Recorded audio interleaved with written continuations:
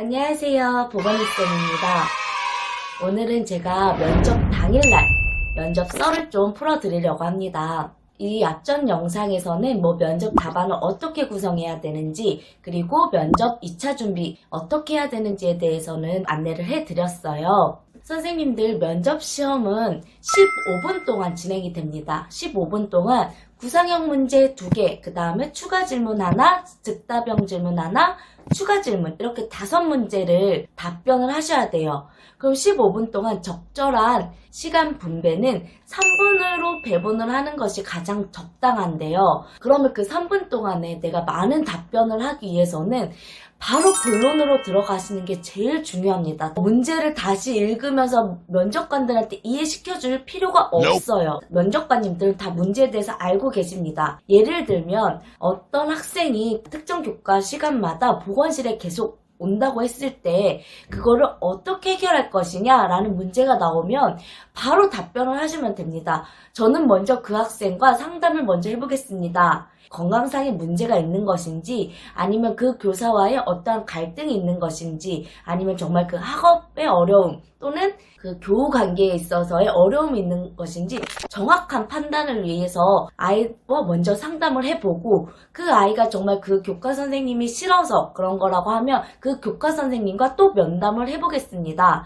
이런 식으로 바로 즉각 이런 답이 이루어져야지 그 문제에 대해서 다시 면접관님한테 말할 필요가 없다라는 점. 또 하나는 선생님들 먼저 결론부터 먼저 말하는 게 제일 좋습니다.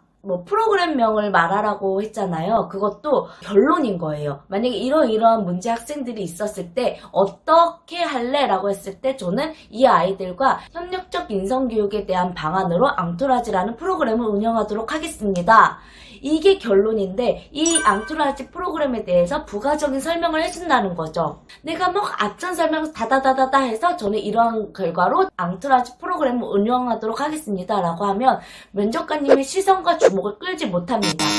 대부분의 면접관님들은 평가지를 보고 계세요. 근데 그 면접관님의 시선을 나에게 끌게 하기 위해서는 관심을 끌만한 요소를 던져줘야 되는 거고, 그리고 결론을 말해서 거기에 대한 부가적인 설명이 붙어야 된다고 저는 생각을 해요. 어떤 선생님께서 면접 답안을 서론, 본론, 결론 어떻게 구성해야 되나요? 라고 하는데 서론이 있을 필요가 있을까요? 서론 있을 필요 없습니다. 그 면접 문제에 대한 결론을 먼저 말하시고 그 결론에 대한 부가적인 설명을 하시면 되는 거예요. 선생님들께서는 그 3분이라는 시간 동안 어떻게 면접관님에게 핵심적인 요소를 먼저 알릴 것인가가 중요하고요.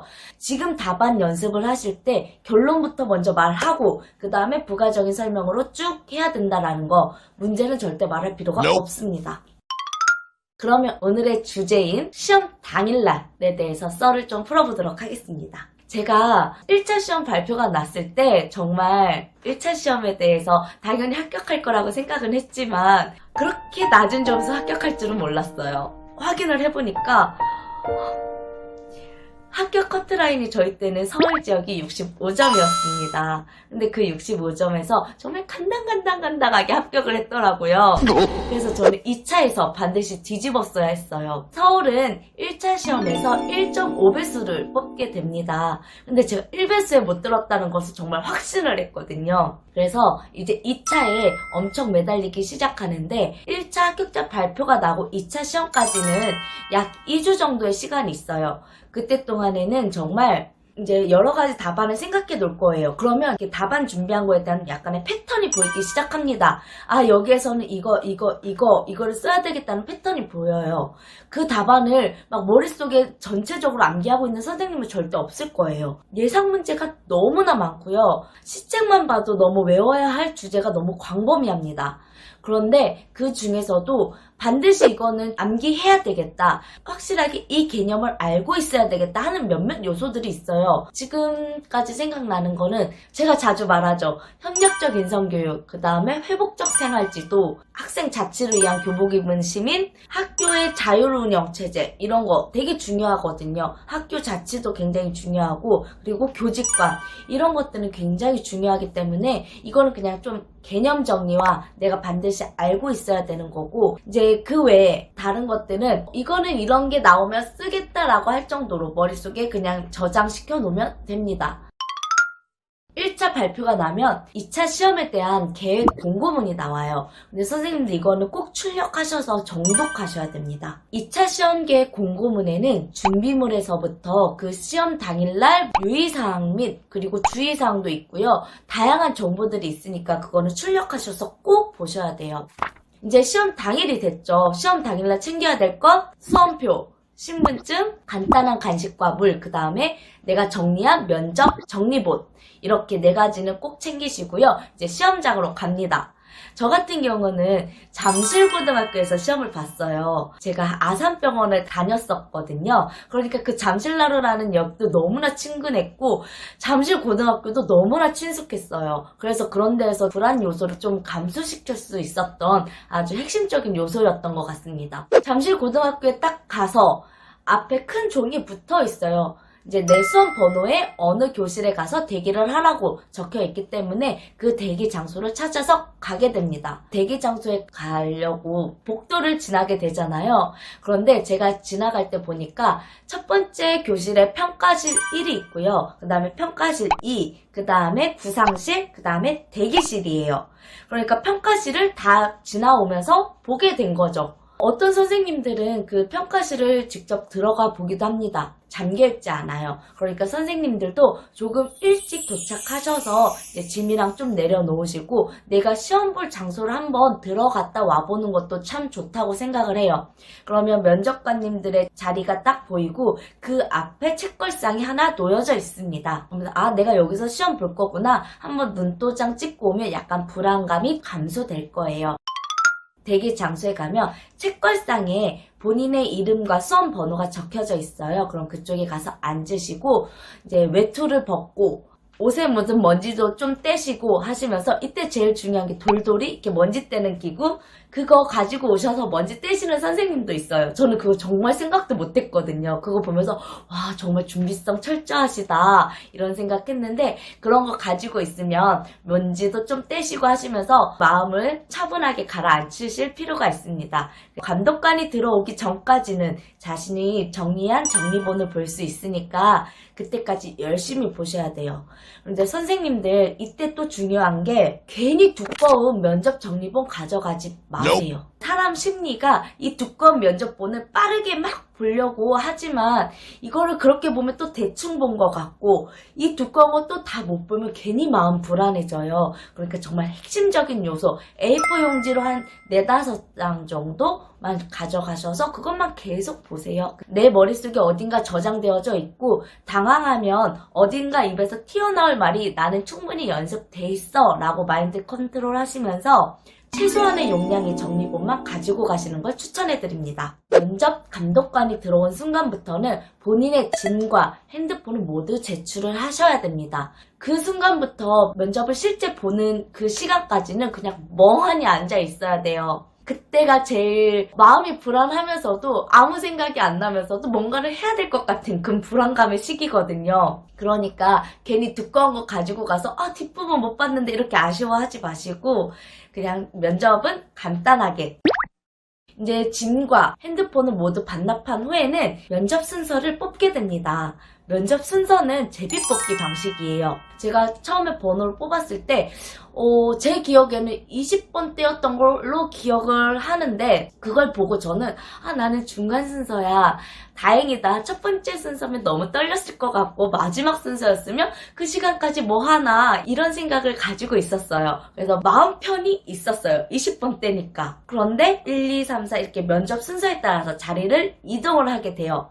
근데 그때 안 사실인데 제가 아까 말씀드렸죠. 평가실 1이 있고 평가실 2가 있다고. 그러면 2명의 수험생이 같이 나가서 구상실에 들어가게 되고 면접을 봅니다. 근데 저는 그게 1, 2번이라고 생각을 했던 거죠. 근데 1, 2번이 아니었습니다.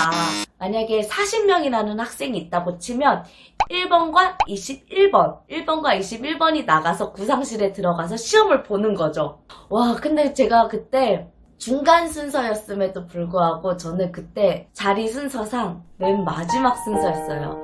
그러니까 1번부터 쭉 했을 때 마지막 순서. 처음에 마지막 순서라는 걸 딱 알았을 때 와, 나 마지막까지 뭐 하지? 몇 시간 동안 뭐 하고 있지? 이런 생각이 진짜 많이 들었어요. 근데 시간이 지날수록 다행이라는 생각이 들더라고요. 처음에는 약간 불안감도 너무 컸고 난 반드시 2차에서 뒤집어야 돼 라는 강박관념이 너무 강했는데 이제 시간이 점차 지날수록 긴장감은 많이 완화가 됐습니다. 약간 불안감 해소도 되고 선생님들이 한두 명씩 빠져나가는 걸 보면서 와 부럽다 이 생각도 하면서 좀 마음의 안정이 됐어요. 그리고 구상식 들어가기 전까지는 간단한 간식도 섭취가 가능합니다. 그런데 선생님들 이때 간식을 헤비한 거 드시지 마세요. 정말 간단한 거. 저 같은 경우는 그냥 말주 하나 먹었거든요. 그리고 물도 긴장해서 입이 바짝바짝 말라서 물을 좀 많이 섭취하시는 경향이 있는데 구상실 간 순간부터는 저희가 화장실을 가지 못합니다. 대기실 안에 있을 때는 이제 면접 감독관의 그 금속 탐지기로 몸을 다 탐지하고 감독관 한 명이랑 동행을 해서 갈 수는 있어요. 그런데 물을 너무 많이 마시면 화장실에 가는 빈도가 높아지니까 괜히 많이 드시지 마시고 물 섭취량은 약간 조절해 가면서 드시는 걸 추천해 드려요. 그래서 계속 기다리다가 이제 정말 면접 대기실에 딱 2명이 남았습니다. 저랑 정말 맨 마지막 번호를 뽑은 그 선생님 이렇게 2명이 남았는데 그때는 오히려 마음이 좀 편안하더라고요. 아, 나 끝나면 간다 라는 생각 때문에 마음이 편안해져서 이제 그분과 함께 구상실로 들어가게 됩니다. 자, 선생님들 구상실에는 2명이 들어간다고 말씀드렸어요. 이 2명이 들어가서 약간씩 좀 떨어진 장소에 앉아서 구상을 하게 됩니다. 이제 선생님들 이때 약간 멘탈 관리할 필요가 있어요. 옆 선생님과 저는 똑같은 시험 문제지겠죠. 근데 그 옆에 선생님이 구상 1번 문제를 다 풀고 2번으로 넘어가면 괜히 내 마음이 정말 초조해집니다. 난 아직 구상 1번을 아직 풀고 있는데 옆에 선생님은 2번을 풀고 있어. 이러면 약간 마음이 정말 많이 불안해져요. 그러니까 선생님들도 평상시에 면접 스터디를 하실 때 다 같이 구상 시간을 갖잖아요. 그때 옆에 선생님이 어떻게 하든 신경 안 쓰는 멘탈 기르는 연습을 좀 하셔야 될 것 같아요. 저는 거기서 약간 마음이 불안해져서 옆에 선생님이 1번을 넘기자마자 저도 얼마 안 있다가 2번으로 넘어갔어요. 2번을 좀 풀다가 다시 1번으로 돌아와서 문제를 풀었던 기억이 납니다.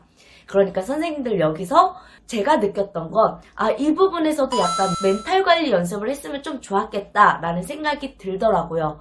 구상 시간이 15분이면 15분이 다가올수록 그 감독관님께서 말을 해줍니다. 5분 남았습니다. 몇 분 남았습니다. 그렇게 말을 해주고 나같이 구상 시간이 끝나면 2명 다 나가서 약간 복도에서 대기를 하게 됩니다.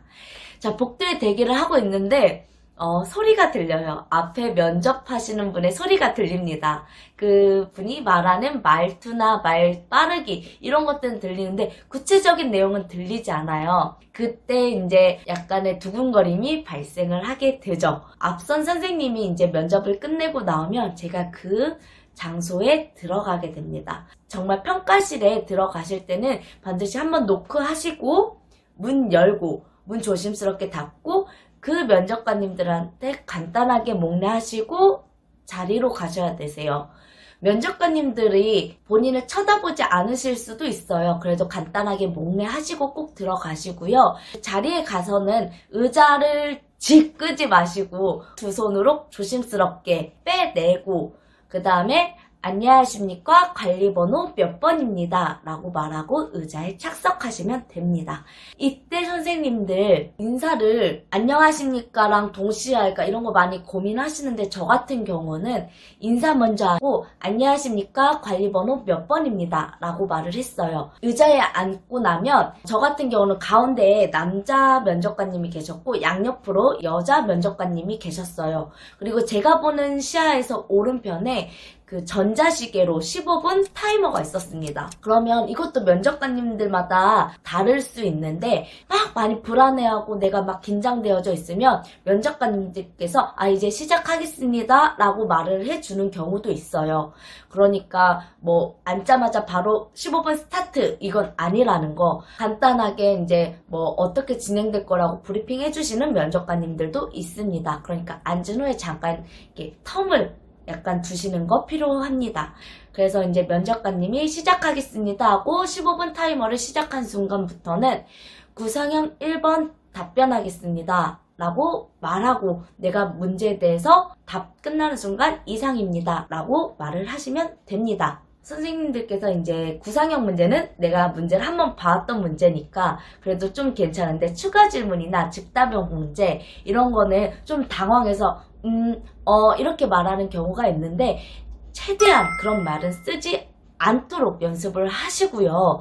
그리고 만약에 문제를 듣고 약간의 생각할 시간이 필요하다면 잠시 생각 후 답변 드리겠습니다 라고 말을 한 뒤에 생각을 정리할 시간 그렇게 길게 잡으시면 안 돼요. 이게 어느 정도의 시간이 적정하다 이거는 좀 문제마다 다르기 때문에 저는 30초 이내로 생각하고 답안 정리해서 답변하는 게 좋다고 생각을 합니다. 그렇게 15분이 길지 않아요. 시간을 촉박하지 않으려면 추가적인 질문에 대해서 생각을 정리할 시간을 좀 짧게 가지시는 게 좋다고 생각을 해요. 그리고 당황하다 보면 정말 아무 말이나 다 튀어나오게 되죠. 저도 그랬습니다. 저도 정말 이게 무슨 말이야 할 정도로 이상한 답안을 한 경우도 있었어요. 그래도 거기서 중요한 거는 그분들한테 내가 당황을 했지만 그래도 미소 잃지 마시고 신뢰감 있는 미소를 주셔야 돼요. 내가 이건 자신 없는데 이거는 내가 이렇게 대답하면 좀 이상할까? 이렇게 자신감 없는 태도 안 됩니다.